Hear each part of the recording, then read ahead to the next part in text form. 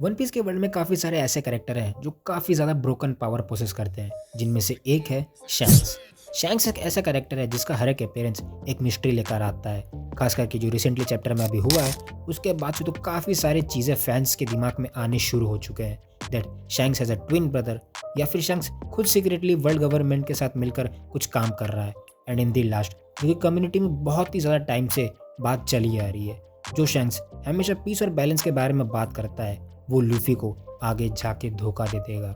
सो अगर आपके भी दिमाग में ये सब चीज़ें चल रही है, या फिर आपने भी कभी इन सब चीज़ों के बारे में सोचा है, तो ये वीडियो आपके लिए है। क्योंकि इस वीडियो में मैं काफ़ी सारे ऐसे फैक्ट्स और रेफरेंसेस रखूँगा आपके सामने, जिससे कि वो सारे डाउट क्लियर हो जाएँगे। So don't forget to watch this video till the and.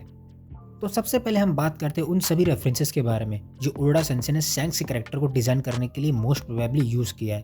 But उसके लिए अभी हमें आना होगा फिगरलैंड के पास, जो कि अब इस पॉइंट ऑफ टाइम पे एक गोरोसे बन चुका है after the death of Saturn.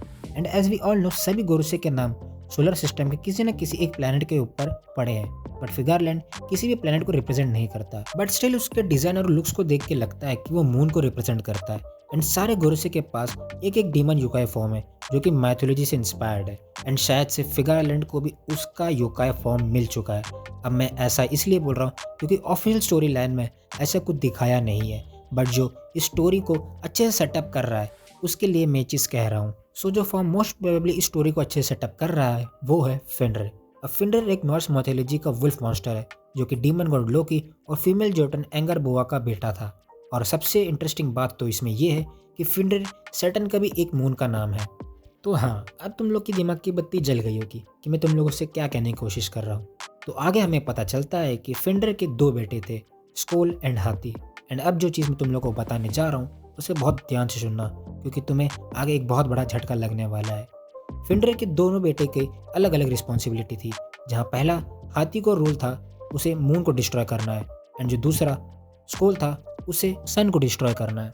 So in facts के बिहाफ पे हम ये चीज़ कह सकते हैं कि शैंक्स का एक ट्विन ब्रदर है, जो कि एक सेलेस्टियल ड्रैगन है, जो कि है स्कोल, जो कि आगे जाके लूफी को मारने जाएगा। बिकॉज लूफी रिप्रेजेंट करता है सन को as a sun god in the story, and moon represent करता है हमारे फिगारलैंड को, जिसके पीछे शैंक्स जाएगा।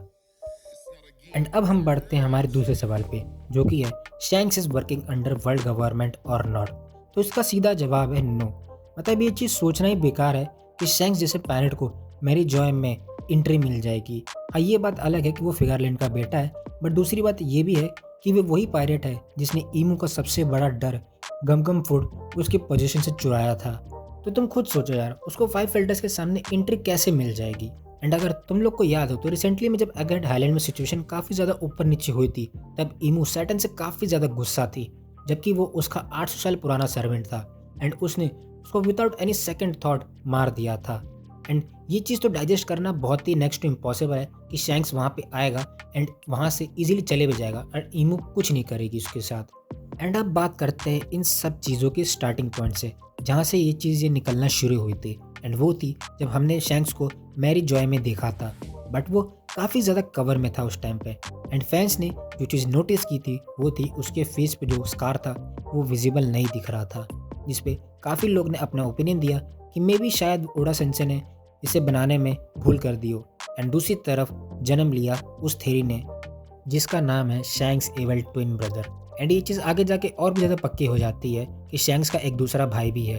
आपको याद होगा जब पहली बार हमें गॉड्स नाइट के बारे में बताया गया था, तब हमें ये इमेज दिखाई थी जिसमें जो सेंटर में जो बंदा दिख रहा है वो बिल्कुल शैंक्स की तरह आइडेंटिफाई हो रही है, जिससे लोग कन्विंस हो गए कि यार ये शैंक्स ही है, ये वर्ल्ड गवर्नमेंट के साथ ही काम कर रहा है।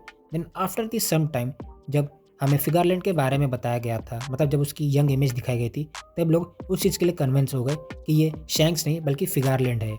बट ऐसा तो नहीं लग रहा मुझे, क्योंकि अगर हम इस चीज़ को अगर थियरी के हिसाब से देखें तो ये बंदा शैंक्स का दूसरा भाई और फिगरलैंड का दूसरा बेटा स्कोल है, जो कि वर्ल्ड गवर्नमेंट के साथ मिलकर काम कर रहा है। एंड अब बात करते हैं will Shanks going to betray Luffy और नॉट इन द फ्यूचर। तो उसका सवाल ही नहीं उठता, बिकॉज अगर चीज़ें इस स्टोरी पॉइंट से जाएगी तो शैंक्स लूफी का सेवियर है, उसका मेंटोर है। एंड ये वही बंदा है जिसने लूफी को इनकरेज किया था अपने ड्रीम्स को चेज करने के लिए। Through out the time shanks काफ़ी ज़्यादा खुश होता है लूफी के उसके प्रोग्रेस को देख के, उसके जस्टिस को देख के। तो ये चीज़ को डाइजेस्ट करना भी थोड़ा मुश्किल होगा कि शैंक्स आगे जाके लूफ़ी को बिट्रे करेगा, बिकॉज़ वो बंदा शैंक्स नहीं, उसका दूसरा भाई स्कूल होगा, जो कि आगे जाके लूफ़ी को बहुत ही ज़्यादा दिक्कत दे सकता है। सो आई डोंट थिंक सो कि शैंक्स आगे बिट्रे करेगा लूफ़ी को। बट अगर ओडा सेंसेई ऐसा चाहे तो, और उनके दिमाग में अगर कुछ और चीज़ें चल रही हैं, तो उसकी गारंटी कोई नहीं दे सकता बॉस, क्योंकि वो जिस तरह की उनकी स्टोरी नरेशन और स्टोरी लाइनिंग है, उसको जल्दी कोई प्रेडिक्ट नहीं कर सकता है। तो गाइस बस यही था आज के वीडियो के लिए। वैसे मेरे पास काफ़ी और भी पॉइंट्स थे, बट मुझे जो सबसे ज़्यादा रेलेवेंट लगे और सबसे ज़्यादा कवरिंग पॉइंट्स लगे, तो मैंने उन्हीं को पेश किया आपके सामने। सो वीडियो अगर आपको अच्छी लगी है तो चैनल को लाइक शेयर सब्सक्राइब करना बिल्कुल मत भूलना। अगर आपके दिमाग में कुछ और पॉइंट्स आ रहे हैं कि और भी कुछ हो सकता है, तो ये नीचे कमेंट सेक्शन में बताना बिल्कुल भी मत भूलना। सो मिलते हैं आपसे अगली वीडियो में, तब तक के लिए गुड बाय एंड सायोनारा।